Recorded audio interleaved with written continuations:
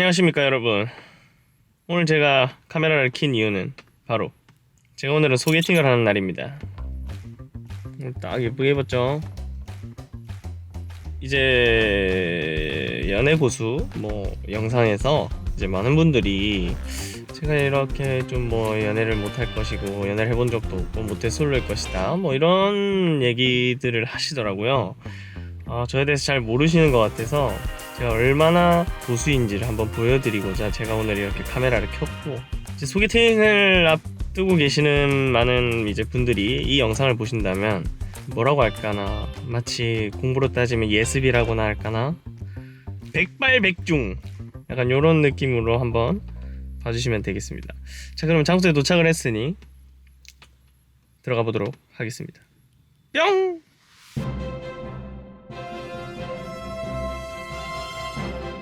안녕하세요. 와, 너무 예쁘다.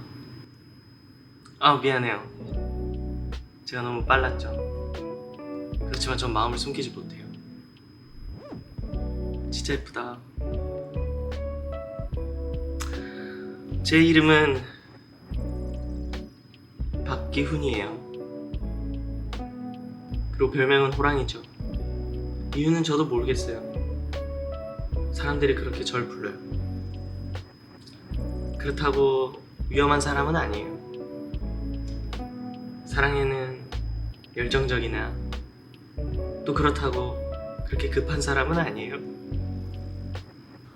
이름이 뭐예요? 외자네요? 이름 정말 예쁘다. 저 뭐하는 사람 같아요? 땡. 틀렸어.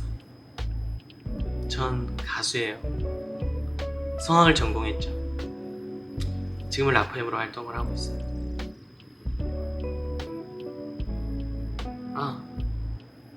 취미가 뭐예요? 노래 듣는 거? 나랑 똑같네? 혹시 커피 좋아하세요? 좋아하신다고요? 그럼 커피도 좋아하시고 노래 듣는 걸 좋아하신다고 하니 커피 한잔 할래요? 커피 한잔 할래요? 너무 멋있죠? 부정하지 않아도 돼요. 제가 소개팅은 처음이라 조금은 서툴죠? 그래서 제가 어제 소개팅을 나간다 했어요. 위에 형들 3명이 있거든요. 소개팅을 나간다고 하니 다들 많이 걱정하시더라고요. 그렇지만 저는 제 있는 모습 그대로를 보여주는 게 소개팅이라고 생각해요. 그래야 상대방을 속이는 게 아니니까, 상대방에게 있는 내 모습을 보여드리는 거니까. 지금까지 제 모습 어떤가요? 제가 생각해도 전 정말 멋있는 것 같아요. 너무 멋있다고요? 그만해요. 처음부터 적극적이면 힘들어요.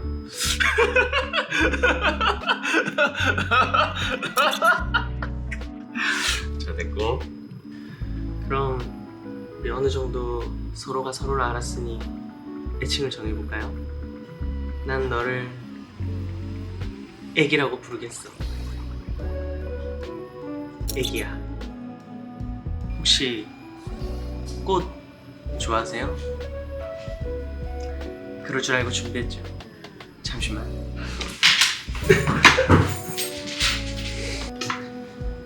기꽃이라고 해. 당신을 위해 준비했어요. 내 마음 받아주실 거죠?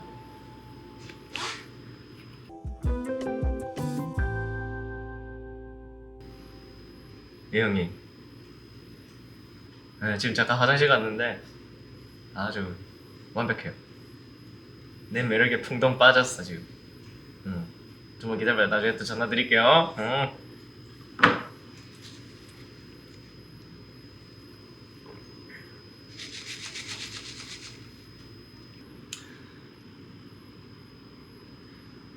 왜 이렇게 안 오지? 원래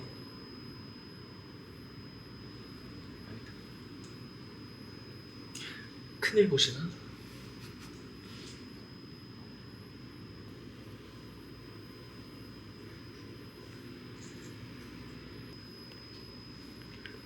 형님 화장실 간다 하고 안 오네요. 그냥 가쁜 것 같습니다.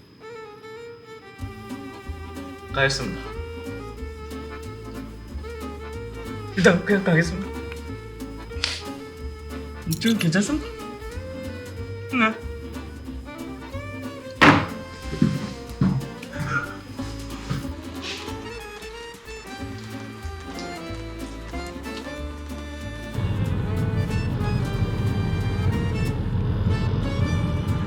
안녕.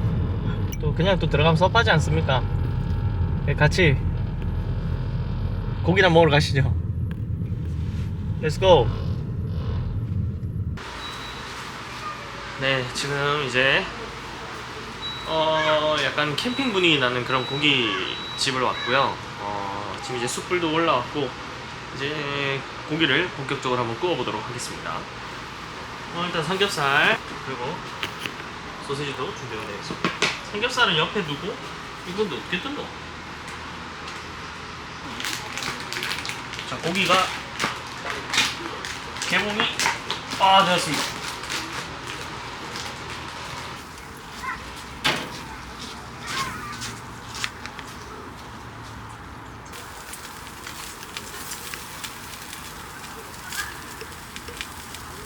캠핑은 가본 적이 있지? 겨울에도 가본 적 있지. 근데 캠핑 가서 이렇게 하는 거는 비추다. 그냥 낭만 있으니까 그렇게 생각합시다. 와, 이제 진짜 맛있다. 얼마 안 남았다. 타올라라.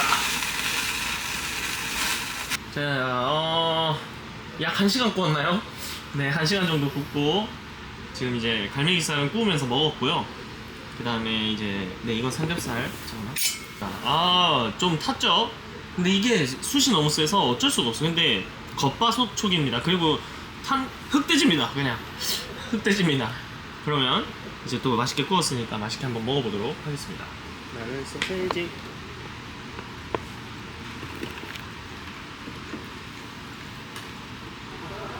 삼겹살 좋아해요?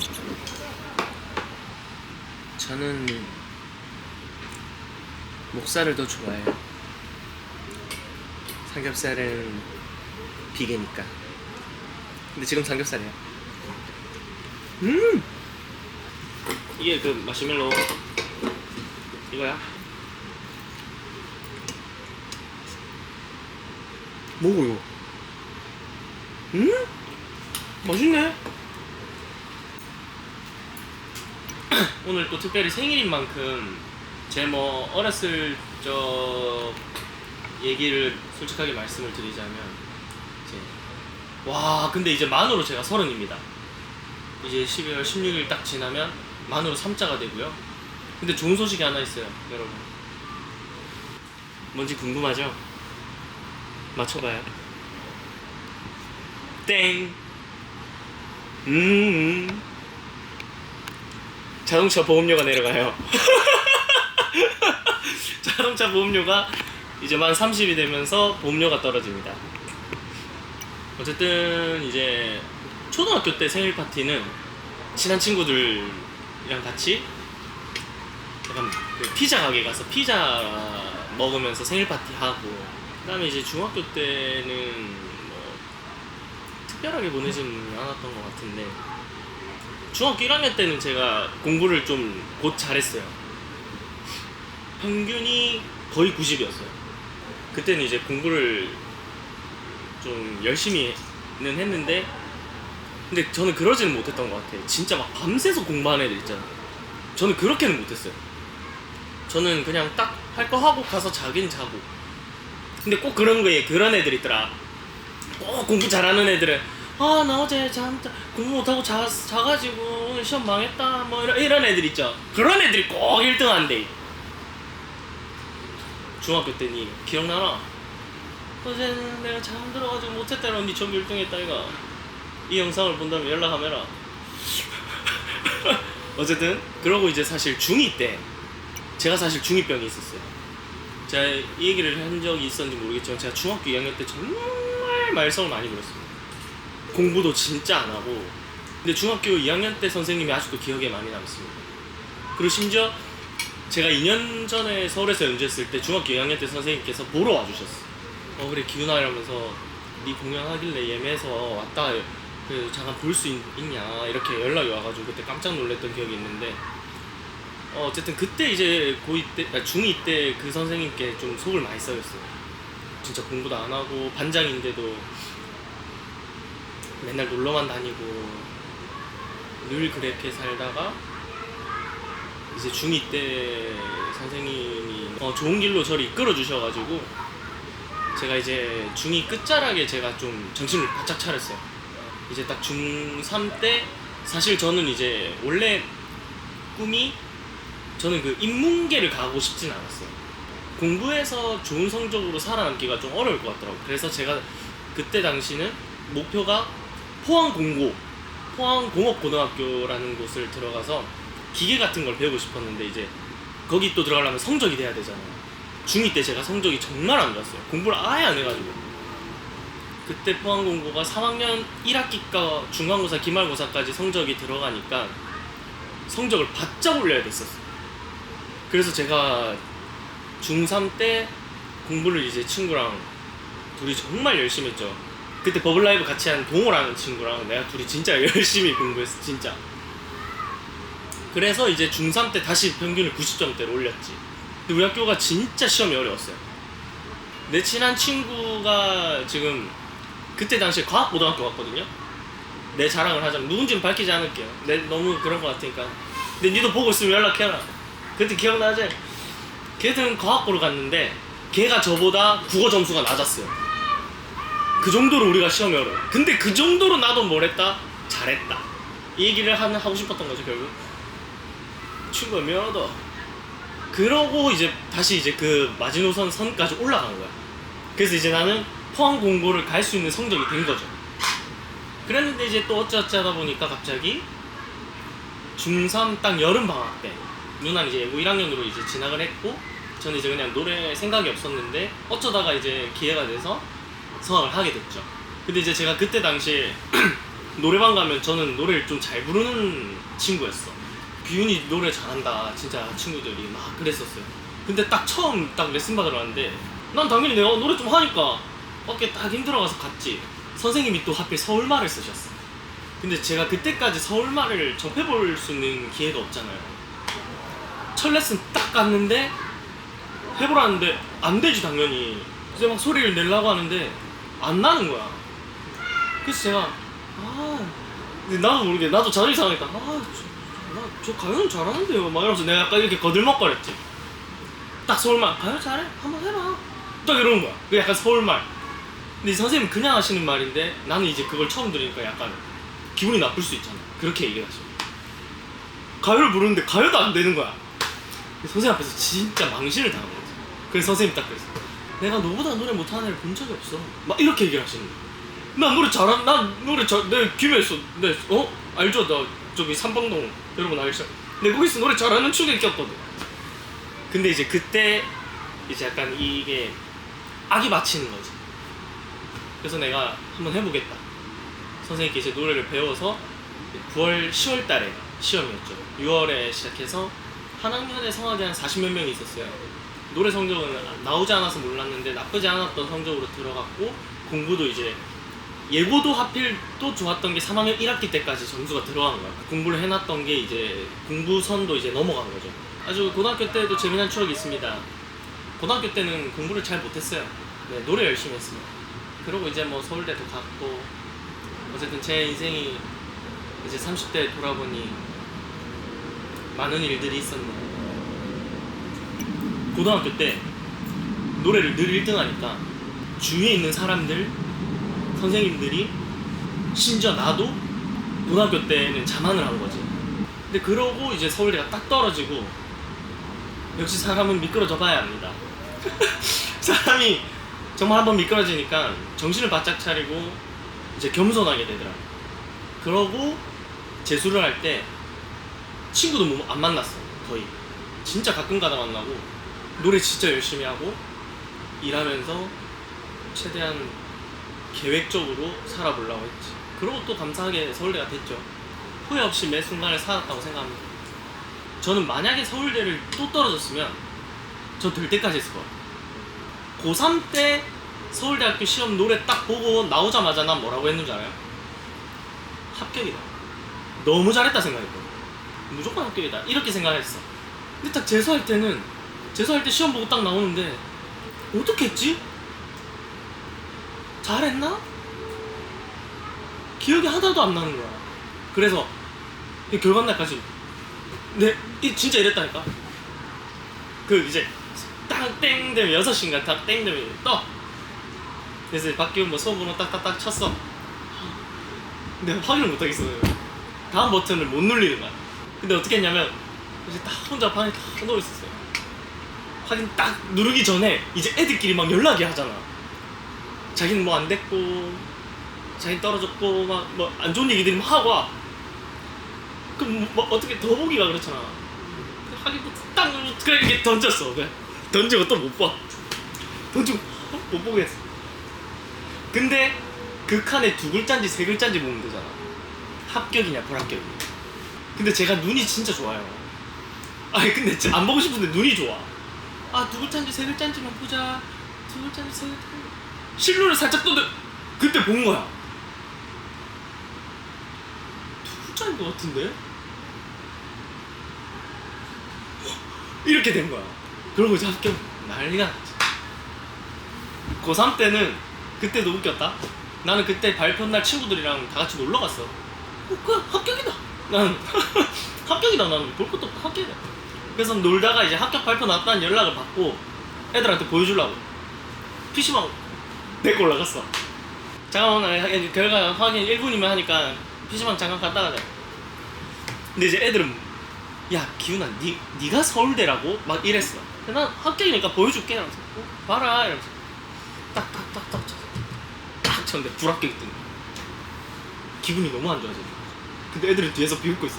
까 이러면서 니가 무슨 서울대냐면서 애들이 막 그랬어. 어쨌든 그랬던 기억이 있고 이제 또 재수할 때는 또 그런 또 합격 또 그런 비하인드가 있었지. 가곡 루치 아베마리아라는 노래가 있어요. 루치 선생님의 아베마리아라는 가곡 부르고 슈베르트 선생님의 디포스트 이렇게 두 곡을 불렀죠. 1학년 딱 되고 나서 콩쿠르를 너무 나가고 싶어서 나갔는데 대학 일반부가 된 거잖아. 고등학교는 고등부 해도 1, 2, 3학년. 근데 대학 일반부는 대학생 선배님 그리고 그 위에 더 형들 이런 사람들이 한 번에 붙이잖아.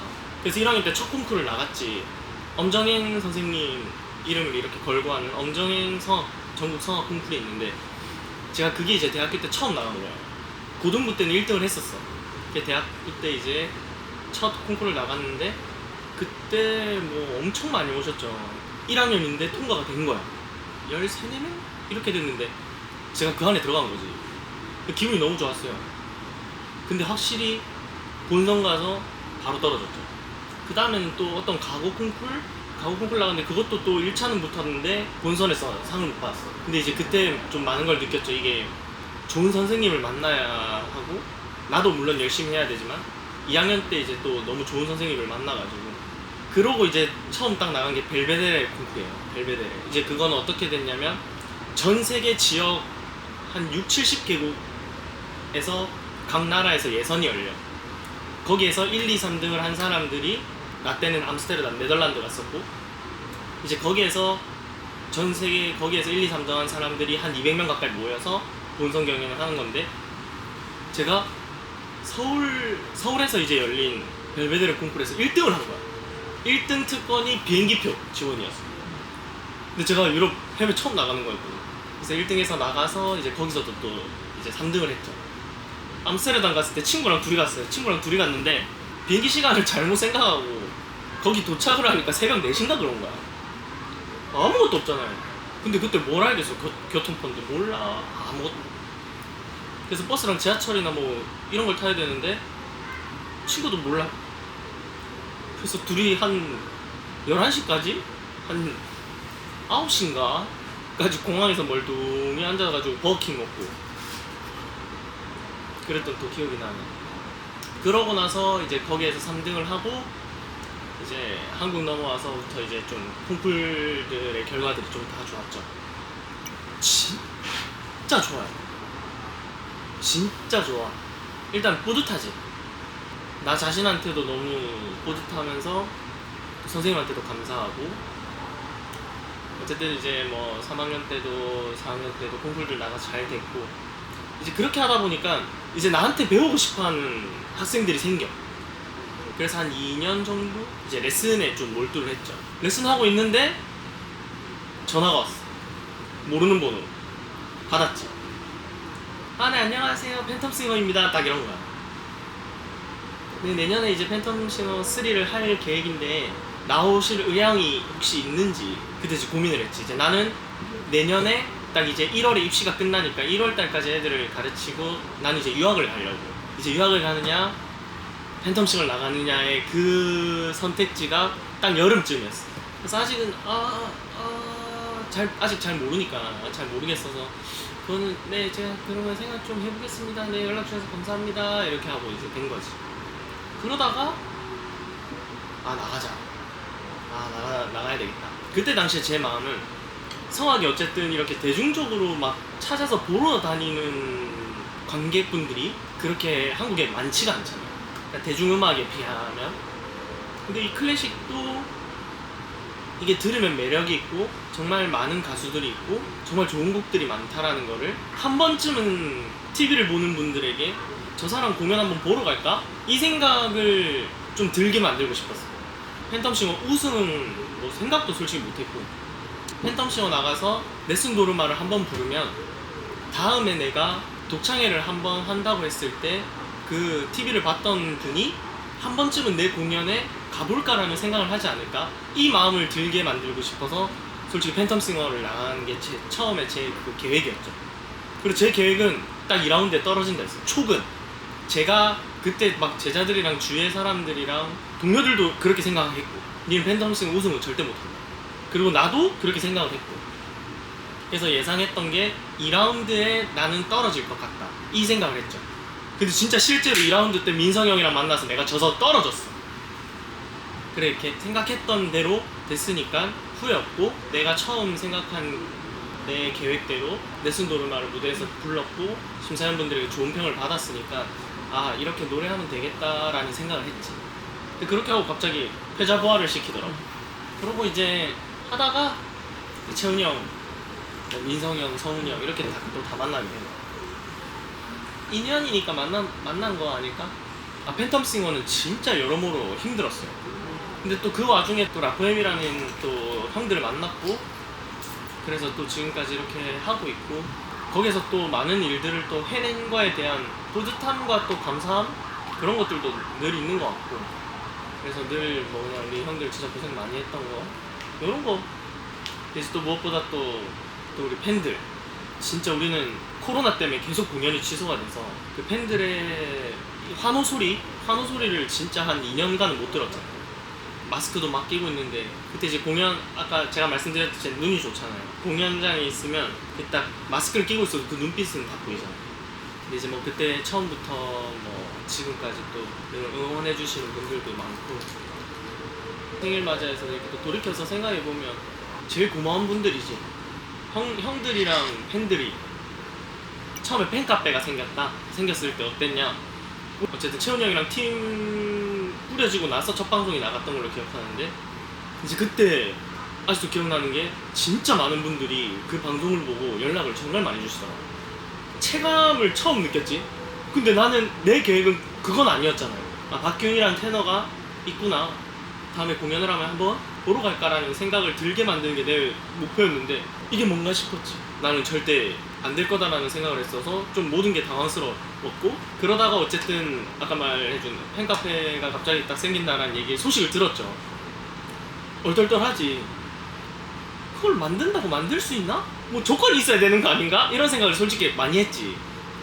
난 연예인도 아닌데 팬카페가 만들어지는 게 가능한 일인가? 이런 고민을 많이 했지.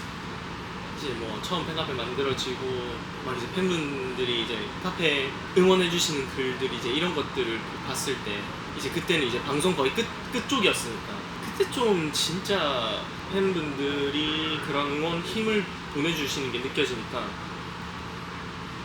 뒤에 천군만마가 있는 약간 그런 느낌?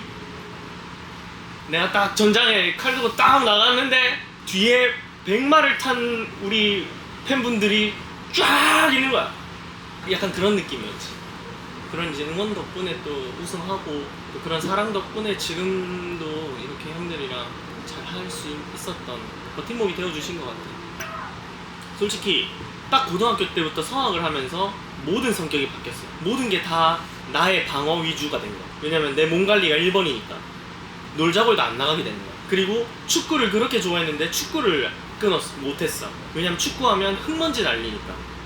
성악만큼은 내가 너무 잘하고 싶었고 이거 1등 할 수 있을 것 같고 최고가 되고 싶다라는 느낌이 들었으니까 그것만 파고 쭉 가다 보니까 계속 또 감사하게 좋은 결과들이 나왔는데 딱 펜타스가 우승을 하고 나서 너무 내가 살아왔던 생각해왔던 패턴이랑 너무 180도가 달라지니까 진짜 모든 게 힘들었지.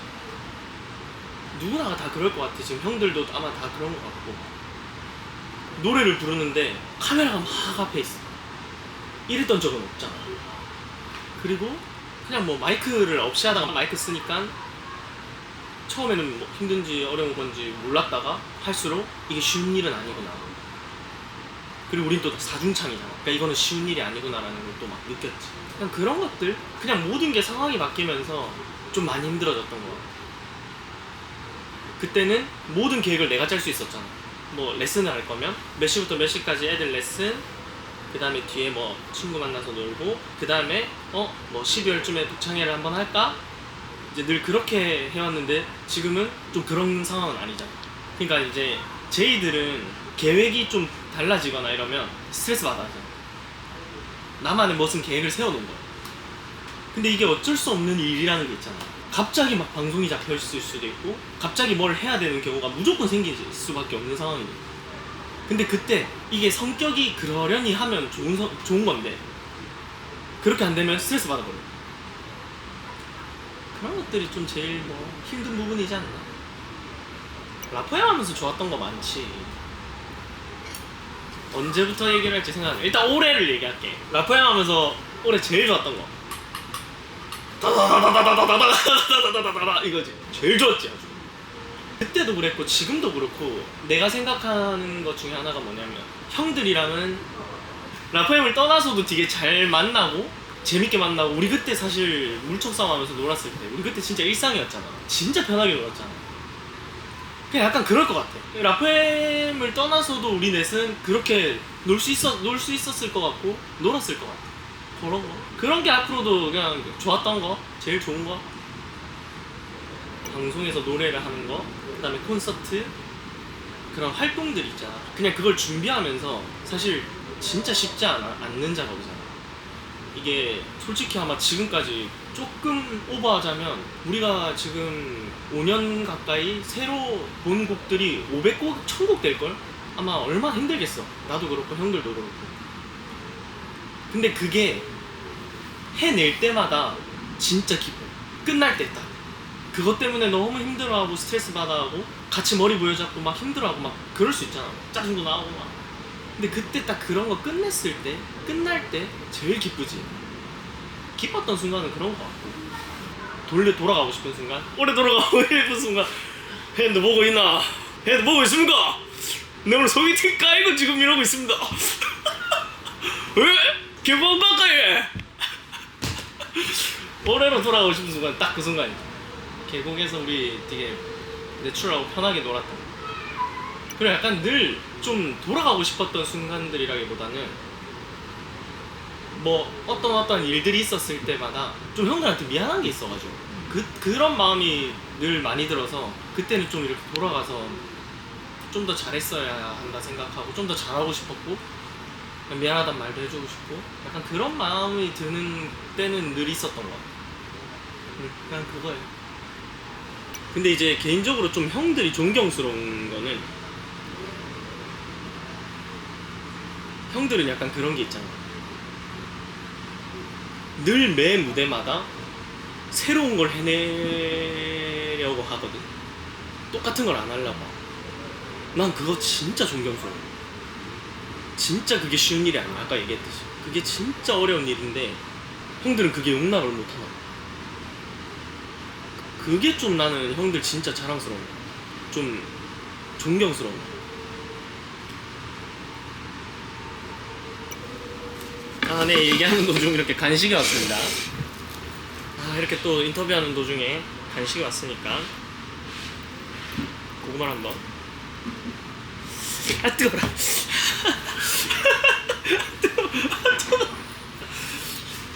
아, 뜨거워라, 진짜. 파먹겠습니다.